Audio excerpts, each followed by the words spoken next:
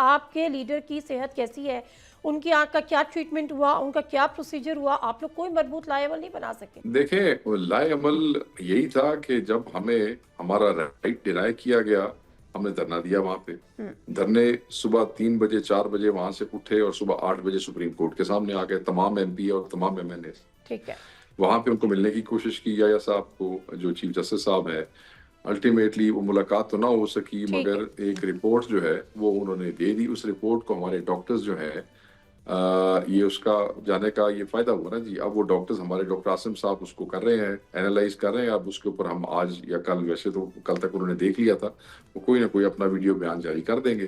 تو یہ ساری چیزیں ڈیلی بیسس کے اوپر ہو رہی ہیں. پورے پاکستان سے M N A M P آتے ہیں, کبھی اڈیالہ بیٹھے ہیں, کبھی سپریم کورٹ کے سامنے بیٹھے ہیں. اور وہ لوگ یہ سمجھتے ہیں بھائی پتہ نہیں یہ کوئی مسلح جماعت ہے, جا کے اتنے اڈیالہ دیاں دیواراں بند تروڑ کے ترو کے خان نو کٹ لینا. تو یہ طریقہ کار نہ خان اس کو کہتا ہے نہ ہم اس کے قائل.